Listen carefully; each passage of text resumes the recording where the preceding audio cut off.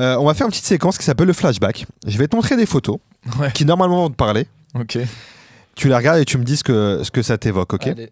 Je te mets ça tout de suite. Bam. Je te laisserai swiper. Il y en a 5. Ok. Celle-ci. Waouh, t'es bien renseigné. Qu'est-ce qu'on a? Dis-moi. Est-ce que tu peux la décrire à ceux qui nous écoutent et nous dire ce que c'est? Alors, c'est une photo du Monoprix. Ouais. Et c'était un de nos tafs de galère. Je dis no parce que j'ai commencé à bosser là-dedans. Et après, j'ai mis le Fi Gims dedans. Donc, tu avais la moitié de section qui bossait à Monop. Qui bossait à Monoprix. Ça, c'est là où on bossait, c'était à côté de Gare Saint-Lazare, je me rappelle. Et ouais, non, il y a des souvenirs, il y a des petits flashbacks assez marrants dedans, quoi. Ça reste des bons souvenirs, ces trucs des tafs de galère, comme tu dis, avant section, où c'est globalement un mauvais souvenir de se dire on taffe parce qu'on est obligé, c'est alimentaire et tout. Oh, c'était un peu dur, mais moi je me rappelle, je sais pas, je présente un peu le taf à l'EFA et tout, machin. Après, je dis voilà, les chiottes, c'est là où je vais dormir. Quoi? Tu dors dans les chiottes? Qu'est-ce que tu fais? Qu'est-ce que tu fais, etc. En fait, il y a plein de. Nous, on charriait, on blaguait tout le temps. Donc, il y a le côté, oui, contraignant, tu te lèves à 5 h du matin, tu vas charbonner. Ça n'a pas duré super longtemps. Après section, ça a pété. Mais il y a toujours, même dans les moments de galère, énormément de rire avec section. Ça, c'est vrai qu'on n'en a pas beaucoup parlé, mais on se clashait tout le temps, on rigolait énormément. Et c'est ça qui a créé cette amitié qui était très forte, quoi. Et c'est une chance de réussir avec ses potes qu'on connaît depuis toujours. Donc forcément, en plus, quand il y a cette culture de se vanner, etc., c'est encore plus magnifique. Je swipe. Vas-y. Alors ça, c'est plus la famille, c'est ça? C'est ça. Donc là, on voit un couple avec 2 enfants. Ouais. Donc moi, j'ai eu 2 enfants qui sont là, tatoués sur mon bras là. Enfin, j'ai 3 enfants, bien sûr, mais j'allais dire 2. J'allais commencer par les 2 premiers vu qu'ils sont issus d'une première union. Une union, alors ça, c'est super intime, mais qui était dans la religion. Moi, je m'étais converti à 14 ans, très jeune. Okay. Et j'étais plus impliqué justement avec l'histoire d'amitié, de section, etc. Quand moi, je me suis vraiment intéressé à la religion. Et du coup, voilà, cette première famille qui était soudée par la religion. Donc, quand moi, je me suis un peu détaché de la religion, ça n'a pas tenu. Ok. Parce que c'était vraiment ça le point commun. Hormis la religion, il y avait pas. C'était un amour conventionnel un peu qui était autour du dogme de la religion, mais qui n'était pas un amour passionnel. Il n'y avait pas vraiment d'amour, quoi. Ouais, carrément. Il y avait de la compassion, il y avait ça, voilà, mais bon. Donc ça me rappelle donc les débuts de section parce que c'était aussi les débuts de section. Et puis c'était, tu sais, maintenant on devient adulte vraiment 30 ans passés, je pense. Et moi, mon premier enfant. Donc mon grand là, qui a 15 ans, j'avais 23 ans à l'époque. Ok, ouais. Donc c'était une expérience trop mature pour l'âge que j'avais. Ouais, je pense. Bien sûr. Après, je le regrette pas parce que là, quand je vois, c'est un petit ado, on parle, c'est merveilleux, j'adore. Bien, ouais. Je suis très content de l'avoir eu jeune. Mais c'est vrai que c'était une expérience familiale, une grande responsabilité qui m'a été donnée assez jeune, quoi, quand même. Et finalement, le truc d'amour, de couple, c'est un peu un fil rouge finalement de ta carrière même musicale, parce que là, tu en parlais au début des sessions et ça te porte jusqu'à aujourd'hui. Dans ce que tu fais maintenant, ta musique d'aujourd'hui, ça reste le thème, les thèmes principaux de ce que tu fais. D'ailleurs, je parlais de ça, de tes EP Étoiles de jour, qui sont un peu, tu disais en interview, les parties du deuil d'une relation, etc., ça, qui sont toutes les parties de ça. Donc, Exactement. Mais moi, la question du couple me passionne. Ouais. Énormément parce que je trouve qu'elle est assez fondamentale dans la construction de notre esprit, qu'on est dans une société où tous ces concepts de mariage, etc., évoluent énormément, très rapidement. Et puis en analysant ma vie, je vois à quel point la place que ça peut prendre et l'idée que je me faisais de la famille, de l'amour, change aussi beaucoup. Donc voilà, c'est un thème, je pense, qui est... la musique en général parle d'amour à 80%. Donc moi, je me mets toujours dans mes projets 20% pour parler d'autres choses aussi. Mais voilà, t'as beaucoup d'émotions là-dedans, beaucoup d'inspiration. C'est un thème inépuisable parce que, comme tu dis, il évolue avec notre âge, avec notre façon de penser et tout. Donc, ça reste une source d'inspi. Et puis, surtout, moi, je pense que, tu sais, quand t'es jeune et t'es habitué, t'es entouré de ta famille, de tes parents généralement, et tes frères et sœurs, quand tu te lances dans le grand bain d'adultes, tu te dis... Bon, déjà, tu vas répéter le schéma familial un peu de il me faut un couple, il faut. Tu sais pas vraiment pourquoi tu fais tout ça, mais c'est existentiel, c'est profond parce que déjà, tu as peur de la solitude.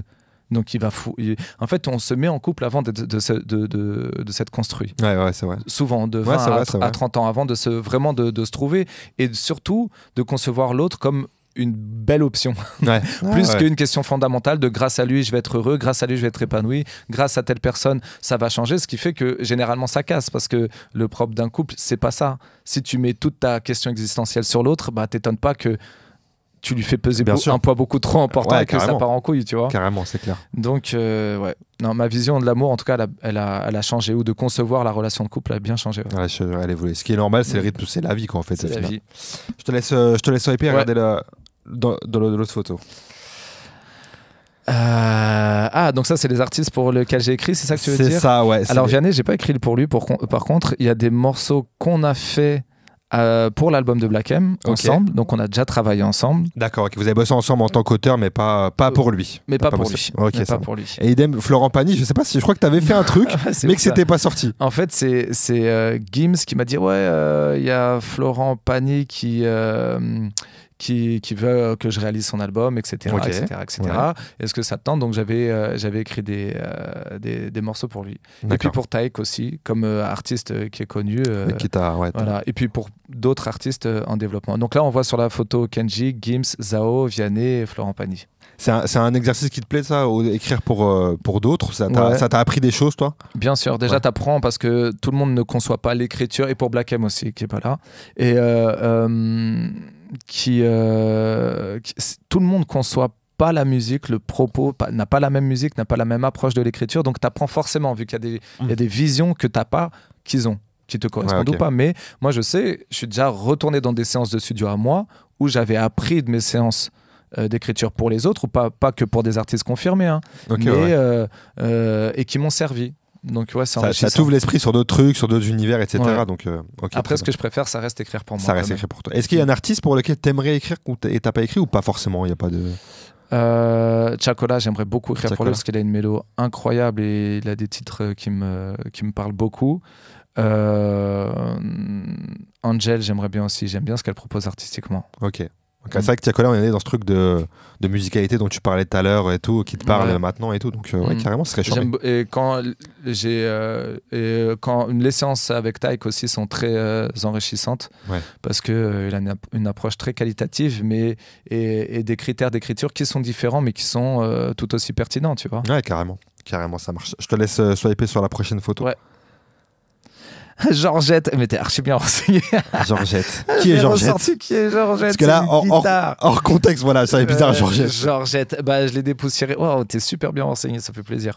Je l'ai dépoussiéré tout à l'heure, en plus, Georgette. Pourquoi? Donc, je me suis mis à la guitare justement parce qu'on parlait de détendre un petit peu les cordes à son arc pour développer sa musicalité, pour enrichir tout ça.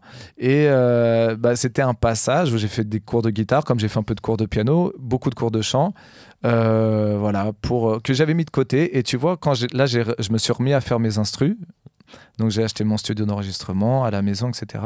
Et une chose en appelle une autre, c'est-à-dire que quand tu es trop linéaire dans une chose, tu peux t'en lasser assez rapidement, et c'est vrai que la routine tue la créativité pour moi, et là, le fait de me faire des prods m'a remis dans le piano. J'ai envie de me remettre à la batterie. Il m'a refait dépoussiérer Georgette. Ok, d'accord, ok. Donc, moi, je pense que, tu vois, par exemple, quand j'ai plein de textes à écrire, si tu te mets 1 heure, ton cerveau, il n'est pas forcément fait, ou il va se lasser assez rapidement. C'est vrai. Donc, quand tu es 1 heure sur par exemple, moi, c'est le confinement qui m'a débloqué là-dessus, où on n'avait pas le choix de bouger de la maison. Donc, j'avais listé tout ce que je pouvais faire chez moi.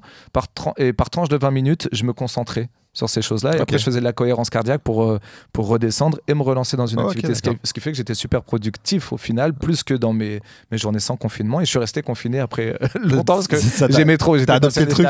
J'ai adopté le truc, tu vois. Donc Georgette, dans le confinement, Georgette, elle est back là, elle est back du coup en ce moment. Elle est comeback, Ok, ça elle marche. est back. Et t'as d'autres talents cachés comme ça, hors musique, ou pas forcément? Tu cuisines par exemple, ce genre de truc? Ouf. Ouais. Mais moi, je compare souvent la musique à la cuisine, parce que dans la musique, tu mets une harmonie de trop, ta musique n'est pas bonne. Dans un plat, tu mets un peu trop de sel, t'as foutu ton plat en l'air. Et puis, ça fait appel à la sensibilité aussi, quand même, la cuisine. Donc, j'aime beaucoup la cuisine, et je suis très bien-être et sport. Ok. Je suis très branché là-dedans. C'est quoi ton plat type, ton plat phare? J'ai pas de nom parce que quand je cuisine, tu parles des plats que je cuisine, c'est des plats que j'invente à chaque fois. Donc j'ai pas de plat phare à chaque fois. Ça change à chaque fois. Ok, ça marche. Je te laisse. Je crois que c'est la dernière photo qu'on a après. Ouais. Eh ben le sport, justement, tu viens. Pour moi, tu sais, le bonheur, je crois qu'on le recherche tous un peu. Quelque part, on est sur Terre, c'est pour être heureux, le plus épanoui possible. Eh ben, dans le sport et la passion, moi, c'est ce que je dis beaucoup à mes enfants, c'est des armes qui ne bougent pas. Là, j'ai vu un professeur, là, il n'y a pas longtemps, qui disait que, un docteur qui disait que dans une séance de sport, tu as l'équivalent de dopamine, de plaisir qu'il y a dans 2 cachets d'antidépresseurs. Donc moi c'est un truc qui me met de bonne humeur, qui me met bien et qui est très loyal. C'est-à-dire que tu fais du sport, tu vas être bien. La musique, c'est un milieu où tu as beaucoup d'ascenseurs émotionnels, donc tu peux être très épanoui, mais tu peux être très frustré du jour au lendemain. C'est pas forcément facile. Mais le sport, ou tout comme une passion, là je parle de la musique, c'est un peu compliqué, mais une passion, dans tes moments durs, dans ta vie, ça va te ramener du bonheur. Tu vois, plus que le matériel, plus que si je perds tout. Tu vois, par exemple, demain, je fais un business, ça tombe à l'eau, ça appartient au passé. Demain, j'investis sur ma propre personne, j'apprends la guitare, ça ne partira jamais. Ouais, bien sûr, c'est acquis. C'est quelque chose d'acquis, de fiable, tu vois. Carrément. Donc moi, j'encourage les gens à avoir une passion, à la cultiver.